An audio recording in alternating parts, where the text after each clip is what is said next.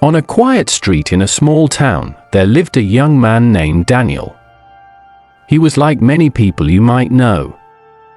He worked during the day, spent his evenings scrolling on his phone, and always told himself that one day he would improve his English. But one day never seemed to come. He dreamed about traveling to America, watching movies without subtitles, and speaking with confidence in job interviews.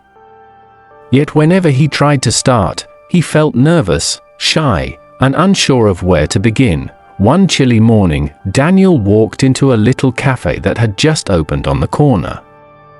The bell above the door jingled, and he saw a sign on the wall written in English, "Speak with confidence, one word at a time." He stood there staring at it. Something about those words pulled him in. The barista, a cheerful woman with curly brown hair, greeted him in English. Daniel froze. His mind wanted to answer, but his mouth didn't move. Finally, he whispered a quiet hello. She smiled and replied, "Good morning. How are you today?" It was a simple question, but to Daniel, it felt like a mountain to climb. He nodded quickly and said, "I'm fine." His accent was heavy, his voice soft. Yet instead of laughing, the barista gave him an encouraging smile. "Your English is good," she said gently. "Keep practicing." Those 3 words, "keep practicing," echoed in his head all day. Later that evening, Daniel sat by his desk. He pulled out a notebook he had not opened in months. On the first page, he wrote, "Today, I spoke English at the cafe. Just a little." But it was real. He smiled as he wrote it. Something inside him shifted. For the first time, learning English did not feel like schoolwork.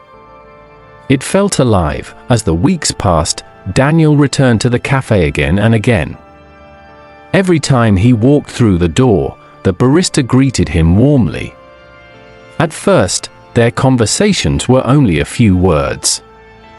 "Coffee or tea?" she would ask. "Coffee, please," Daniel would answer. But slowly, the words grew. He started asking her, "How is your day?"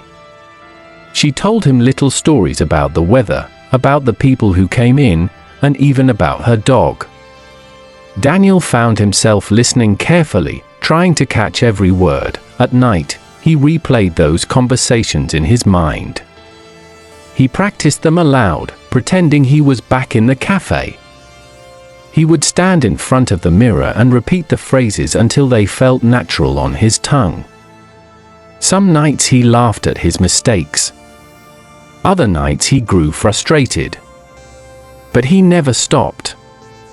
Each word became a stepping stone, leading him to the next. One Saturday afternoon, Daniel was sitting by the cafe window when he noticed a young woman struggling with her laptop.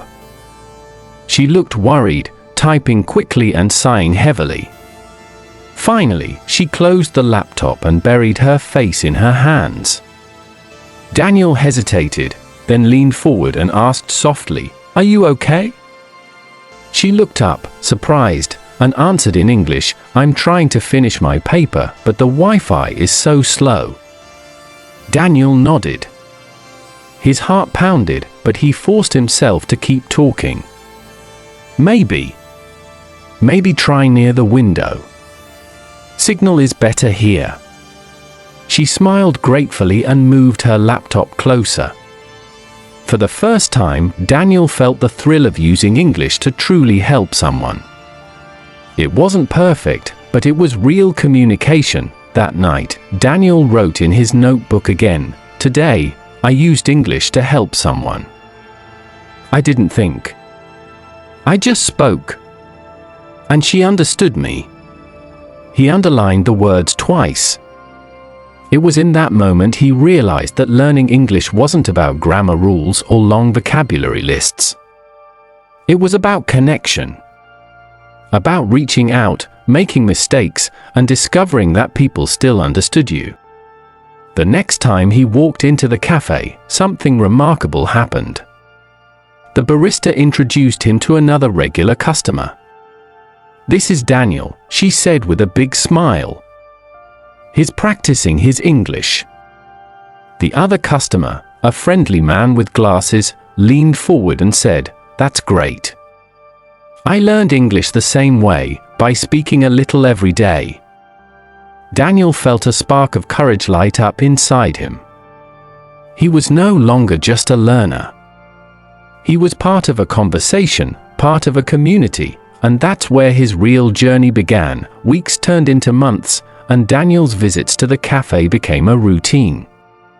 Every morning before work, he stopped by for coffee, exchanged a few words, and tried to push himself to say just a little more than the day before. The barista noticed his progress and often slowed her speech to help him catch the rhythm of English. Sometimes she would correct him gently, sometimes she would laugh kindly at his mistakes, but she always encouraged him to keep going. Still, Daniel struggled with something deeper than grammar or vocabulary. It was fear. Fear of being wrong. Fear of people laughing at him. Fear that no matter how hard he tried, he would never sound fluent. That fear followed him like a shadow. At work, when an English-speaking customer called, Daniel avoided the phone. When he walked by tourists on the street, he lowered his head, pretending not to hear their questions. Inside, he felt ashamed. One evening, after another long day of silent avoidance, Daniel sat in his small apartment staring at his reflection. "Why am I so afraid?" he whispered to himself. He thought about the woman with the laptop, about the barista, about all the little conversations that had gone right. They weren't perfect, but they were real. He realized something important: every time he chose silence, he lost a chance to grow, so he made a decision. The next time he felt fear, he would speak anyway. No matter what. That test came sooner than he expected. The following week, his boss asked him to guide a visiting client from America through the company's small warehouse. Daniel's first reaction was panic. His chest tightened, his palms grew sweaty, and for a moment, he wanted to refuse. But then he remembered his promise. "Speak anyway." The client arrived with a friendly smile and said, "Hi, I'm Sarah. Nice to meet you." Daniel's heart raced, but he forced his voice to work. "Hello. My name is Daniel. I will show you around." His accent was heavy, but Sarah nodded warmly. As they walked through the warehouse, Daniel stumbled through explanations, sometimes searching for words, sometimes using his hands to help describe. He mispronounced terms, forgot tenses, and once even called a machine by the wrong name. But instead of laughing, Sarah leaned closer, listened carefully, and even praised his effort. "Your English is good," she said. "I understand you perfectly." For Daniel, those words felt like sunlight breaking through clouds. When Sarah left, he almost couldn't believe it. He had spoken English for 20 minutes straight. It wasn't smooth, it wasn't flawless, but it was communication. Real communication. That night, Daniel returned to his notebook. His handwriting was shaky from excitement as he wrote, "Today I guided someone in English. I made mistakes, but I didn't stop. She understood me. I can do this." He closed the notebook and felt tears gather in his eyes. Not from sadness, but from relief. For the first time, he believed in himself, but learning is never a straight road. A few days later, Daniel experienced one of the hardest moments of his journey. He had joined a small English-speaking club that met once a week at the library. During one meeting, the group decided to play a storytelling game. Each person had to stand up and tell a short story in English. When Daniel's turn came, his throat closed. He began, once. Once there is. Was. He stumbled over the simplest words. His mind went blank. His face burned as the room grew quiet. Finally, he muttered, "I'm sorry," and sat down. The silence felt heavier than any laughter. That night, Daniel almost gave up.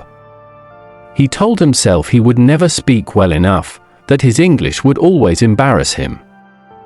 He closed his notebook without writing a single word, but the next morning, something unexpected happened. At the cafe, the barista handed him his coffee and said, "I heard you joined the library club." "That's amazing." Daniel shook his head sadly and said, "I failed. I couldn't speak." She looked at him kindly and replied, "You didn't fail. You showed up. Do you know how many people never even try?" Those words hit him deeply. He thought about all the times he had stayed silent, all the chances he had let pass. Maybe failure wasn't speaking badly. Maybe failure was not speaking at all, so he returned to the library the following week. When his turn came, his voice still shook, but this time he pushed through. He told a short, simple story about his morning walk, about the way the birds sang near his window. His grammar wasn't perfect, but his eyes met the group, his hands moved as he spoke, and when he finished, the room filled with gentle applause. Daniel sat down with a smile so wide it hurt his cheeks. From that day, his confidence grew faster. He spoke to strangers on the bus. He asked tourists if they needed directions. He even began recording his own voice at night, telling little stories in English, then listening back and practicing again. Each day, his words became stronger, his sentences smoother. And each day, his fear shrank a little more. Months later, Daniel stood on a stage at the community center, reading a short story he had written himself in English. The room was full of people from the cafe, from the library, from his neighborhood. He read slowly, carefully, but with pride. When he finished, the applause was louder than anything he had ever heard.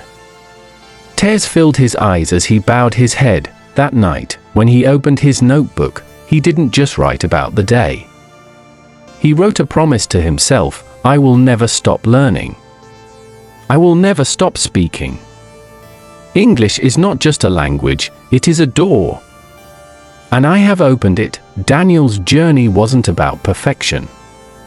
It wasn't about sounding exactly like a native speaker. It was about courage, persistence, and the willingness to speak even when his voice shook. And that, more than anything else, transformed him, and you know what? You can do the same. If Daniel could face his fear, make mistakes, and still grow, so can you. Each word you speak brings you closer. Each sentence is another step forward. Don't wait for the perfect moment, create it, one conversation at a time. I share stories like this every day, designed to help you practice listening, improve your English, and build confidence in speaking. Subscribe so you don't miss the next one.